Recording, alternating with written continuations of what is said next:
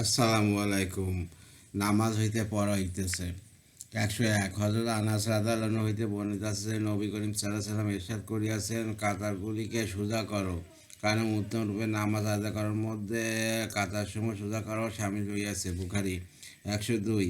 হযরত ওসমান ইবনে আফফান রাদিয়াল্লাহু আনহু বলেন, আমি রাসূলুল্লাহ সাল্লাল্লাহু আলাইহি ওয়াসাল্লামকে ইরশাদ করিতে শুনিয়াছি যে, যে ব্যক্তি পরিপূর্ণভাবে উযু করে অথবা ফরজ নামাজের জন্য পায়ে হাঁটিয়া যায় এবং মসজিদে যাইয়া জামাতের সহিত নামাজ আদায় করে, আল্লাহ তাআলা তার গুনাহসমূহকে মাফ করিয়া দেন।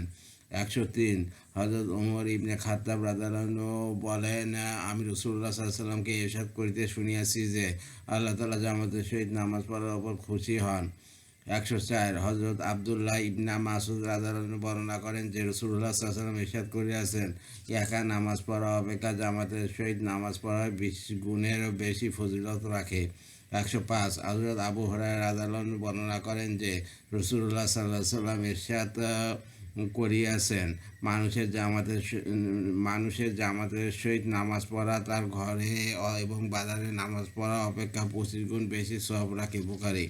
106। হযরত আব্দুল্লাহ ইবনে ওমর রাদিয়াল্লাহু আনহু বর্ণিত আছে যে, রাসূলুল্লাহ সাল্লাল্লাহু আলাইহি ওয়াসাল্লাম ইরশাদ করিয়াছেন, জামাতের সহিত নামাজ আজর ও সওয়াব হিসাবে একা নামাজ হইতে অপেক্ষা 27 গুণ বেশি। মুসলিম। 107। হযরত কুবাস ইবনে আসাইম লাইসি রাদিয়াল্লাহু আনহু বর্ণনা করেন যে, রাসূলুল্লাহ সাল্লাল্লাহু আলাইহি ওয়াসাল্লাম ইরশাদ করিয়াছেন, দুই ব্যক্তির জামাতের নামাজ, একজন ইমাম হয় অপরজন মুক্তাদি, আল্লাহ তাআলার নিকট চারজনের পৃথক পৃথক নামাজ অপেক্ষা অধিক পছন্দনীয়। এমনিভাবে চারজনের জামাতের নামাজ আটজনের পৃথক পৃথক নামাজ অপেক্ষা অধিক পছন্দনীয় এবং আটজনের জামাতের নামাজ 100 জনের পৃথক পৃথক নামাজ অপেক্ষা অধিক পছন্দনীয়। 108। হযরত উবাই ইবনে কাব রাদিয়াল্লাহু আনহু হইতে বর্ণিত আছে যে, রাসূলুল্লাহ সাল্লাল্লাহু আলাইহি ওয়াসাল্লাম ইরশাদ করিয়াছেন, কোনো এক ব্যক্তির জন্য অপর একজনের সহিত মিলিয়া জামাতে নামাজ আদায় করা তার একা নামাজ পড়া অপেক্ষা উত্তম, এবং তিনজনের জামাতে নামাজ পড়া দুইজনের জামাতে নামাজ পড়া অপেক্ষা উত্তম।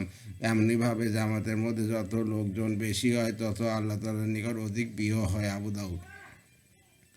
109। হযরত আবু সাঈদ খুদরী রাদিয়াল্লাহু আনহু হইতে বর্ণিত আছে যে, রাসূলুল্লাহ সাল্লাল্লাহু আলাইহি ওয়াসাল্লাম ইরশাদ করিয়াছেন, জামাতের সহিত নামাজের সওয়াব 25 গুণ নামাজের সমান হয়। আর যখন কেউ মাঠে ময়দানে নামাজ পড়ে, উহা রুকু সেজদা পরিপূর্ণভাবে আদায় করে, অর্থাৎ তাসবিহগুলোকে ধীরে সুস্থেভাবে পড়ে, তখন সেই নামাজের সওয়াব 50 নামাজের সমান হইয়া যায়। আবু দাউদ। 110। হযরত আবু দারদা রাদিয়াল্লাহু আনহু বলেন, আমি রাসূলুল্লাহ সাল্লাল্লাহু আলাইহি ওয়াসাল্লামকে ইরশাদ করিতে শুনিয়াছি যে, যে গ্রামে অথবা মাঠে তিনজন মানুষ থাকে আর সেখানে জামাতে নামাজ না হয়, তাহাদের ওপর সম্পূর্ণরূপে শয়তান বিজয়ী হইয়া যায়। অতএব জামাতের সহিত নামাজ পড়াকে জরুরি মনে করো। একা বকরীকে বাঘে খাইয়া ফেলে, আর মানুষের বাঘ শয়তান। আবু দাউদ।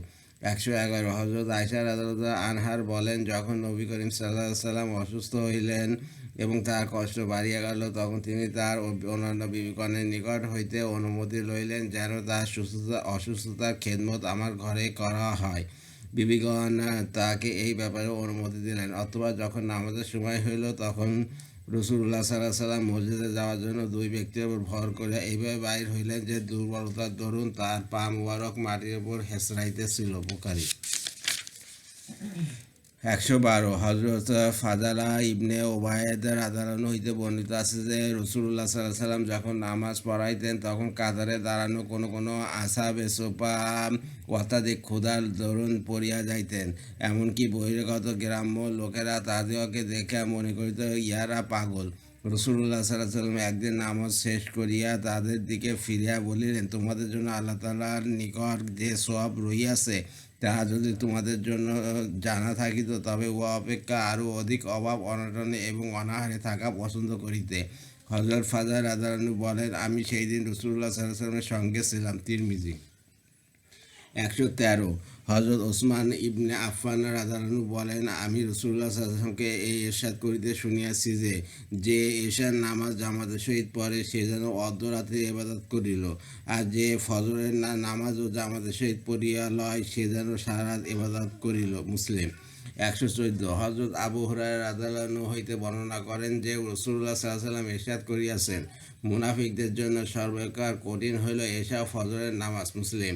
115 হযরত আবু হুরায়রা রাদিয়াল্লাহু আনহু বর্ণনা করেন যে রাসূলুল্লাহ সাল্লাল্লাহু আলাইহি ওয়াসাল্লাম ইরশাদ করিয়াছেন, যদি দ্বিপ্রহরে, গরমে এবং জোহরের নামাজের জন্য মসজিদে যাওয়ার ফজিলত লোকেরা জানিত তবে জোহরের নামাজের জন্য দৌড়ায় যাইত, আর যদি তারা এশা ও ফজরের নামাজের ফজিলত জানিত তবে অসুস্থতা দ্বারা হামাগুড়ি দিয়া হইলেও এই নামাজের জন্য মসজিদে যাইত। বুখারী। 116 হযরত আবু বাকার রাদিয়াল্লাহু আনহু হইতে বর্ণিত আছে যে রাসূলুল্লাহ সাল্লাল্লাহু আলাইহি ওয়াসাল্লাম ইরশাদ করিয়াছেন, যে ব্যক্তি ফজরের নামাজ জামাতের সহিত আদায় করে সে আল্লাহ তাআলার হেফাজতের মধ্যে থাকে। যে কেউ আল্লাহ তাআলার হেফাজতভুক্ত ব্যক্তিকে কষ্ট দিবে আল্লাহ তাআলা তাকে উপর করিয়া জাহান্নামে নিক্ষেপ করিবেন। হযরত আনাস ইবনে মালিক রাদিয়াল্লাহু আনহু বলেন, রাসূলুল্লাহ সাল্লাল্লাহু আলাইহি ওয়াসাল্লাম ইরশাদ করিয়াছেন, যে ব্যক্তি 40 দিন ইখলাসের সহিত তাকবীরে উলার সঙ্গে জামাতে নামাজ পড়ে সে 2টি পরোয়ানা লাভ করে। এক পরোয়ানা জাহান্নাম হইতে মুক্তির, দ্বিতীয় নিফাক মুনাফিক হইতে মুক্তির। তিরমিজি। 118 হযরত আবু হুরায়রা রাদিয়াল্লাহু আনহু হইতে বলেন, রাসূলুল্লাহ সাল্লাল্লাহু আলাইহি ওয়াসাল্লাম ইরশাদ করিয়াছেন, আমার ইচ্ছা হয় যে কতিপয় যুবককে বলি যে তারা অনেকগুলো লাকড়ি জোগাড় করিয়া আনে, অথবা আমি ওই সকল লোকদের নিকট যাই যারা বিনা ওজরে ঘরে নামাজ পড়িয়া লয় এবং তাদের ঘরগুলিকে জ্বালিয়া দিই। আবু দাউদ। 119 হযরত আবু হুরায়রা রাদিয়াল্লাহু আনহু হইতে বর্ণিত আছে যে রাসূলুল্লাহ সাল্লাল্লাহু আলাইহি ওয়াসাল্লাম ইরশাদ করিয়াছেন, যে ব্যক্তি উত্তমরূপে উযু করে অথবা জুম্মার নামাজের জন্য আসে, খুব মনোযোগ দিয়ে খুতবা শোনে এবং খুতবার সময় চুপ থাকে, তার এই জুমা থেকে বিগত জুমা পর্যন্ত এবং অতিরিক্ত আরও 3 দিনের গুনাহ মাফ করিয়া দেওয়া হয়। যে ব্যক্তি পাথরে কঙ্করে হাত লাগাইয়াছে অথবা অর্থাৎ খুতবার সময় উহা দ্বারা খেলিতে রহিয়াছে অথবা হাত চাটাই বা কাপড় দিয়া লইয়া খেলা করিতে রহিয়াছে, সে অনর্থক কাজ করিয়াছে এবং উহার কারণে জুমার খাস সব নষ্ট করিয়া দিয়াছে। মুসলিম।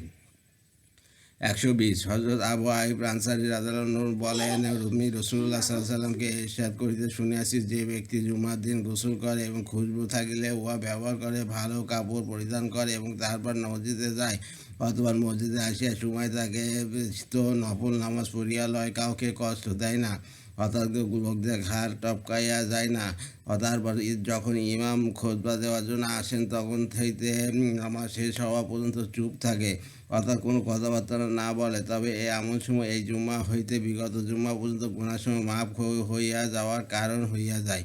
মুসনাদে আহমদ। 121 হযরত সালমান ফারসি রাদিয়াল্লাহু আনহু বর্ণনা করেন যে রাসূলুল্লাহ সাল্লাল্লাহু আলাইহি ওয়াসাল্লাম ইরশাদ করিয়াছেন, যে ব্যক্তি জুম্মার দিন গোসল করে যথাসম্ভব পাক পবিত্রতা হাসিল করে, নিজের তৈল লাগায় অথবা নিজ ঘর হইতে খুশবু ব্যবহার করে অথবা মসজিদে যায়, মসজিদে পৌঁছে এমন 2 ব্যক্তির মাঝখানে বসে না যারা পূর্ব হইতে একত্রে বসিয়া আছে, যে পরিমাণ তৌফিক হয় জুম্মার পূর্বে নামাজ পড়ে অথবা যখন ইমাম খুতবা দেয় উহা মনোযোগ সহকারে চুপ করিয়া শ্রবণ করে, তবে এই জুম্মা হইতে বিগত জুম্মা পর্যন্ত সকল গুনাহ মাফ করিয়া দেওয়া হয়। বুখারী। 122 হযরত আবু হুরায়রা রাদিয়াল্লাহু আনহু বর্ণনা করেন যে রাসূলুল্লাহ সাল্লাল্লাহু আলাইহি ওয়াসাল্লাম একবার জুম্মার দিন ইরশাদ করিলেন, মুসলমানগণ, আল্লাহ তাআলা তোমাদের জন্য এই দিনটাকে ঈদের দিন বানাইয়াছেন, অতএব এই দিনেও গোসল করিও, মেসাকের ইহতিমাম করিও। তাবরানী। 123 হযরত আবু উমামা রাদিয়াল্লাহু আনহু হইতে বর্ণিত আছে যে নবী করিম সাল্লাল্লাহু আলাইহি ওয়াসাল্লাম ইরশাদ করিতেছেন, জুম্মার দিনের গোসল চুলের গোড়া হইতে পর্যন্ত গুনাহগুলিকে বাহির করিয়া দেয়। 124 হযরত আবু হুরায়রা রাদিয়াল্লাহু আনহু বলেন, রাসূলুল্লাহ সাল্লাল্লাহু আলাইহি ওয়াসাল্লাম ইরশাদ করিয়াছেন, জুম্মার দিন ফেরেশতাগণ মসজিদের দরজায় দাঁড়াইয়া যান, প্রথম আগমনকারীর নাম প্রথমে, তারপর আগমনকারীর নাম তারপরে লেখেন, এইভাবে আগমনকারীদের নাম তাদের আগমনের নিয়মে একের পর এক লিখিতে থাকেন। যে ব্যক্তি জুম্মার জন্য সকাল গমন করে সে উট সদকা করার সওয়াব লাভ করে, তারপর আগমনকারী গাভীর সদকা করার সওয়াব লাভ করে, অথবা আগমনকারী দুম্বা সদকা, তারপর আগমনকারী মুরগির সদকা ও তারপর আগমনকারী ডিম সদকা করার সওয়াব লাভ করে। যখন ইমাম খুতবা দেওয়ার জন্য আসেন তখন ফেরেশতাগণ রেজিস্টার খাতা যাহাতে আগমনকারীর নাম লেখা হইয়াছে বন্ধ করিয়া ফেলেন এবং খুতবা শুনিতে মশগুল হইয়া যান। 125 হজরত ইয়াজিদ ইবনে আবু মারিয়াম রহমতুল্লাহ বলেন, আমি জুম্মার জন্য পায়ে হাঁটিয়া যাইতেছিলাম।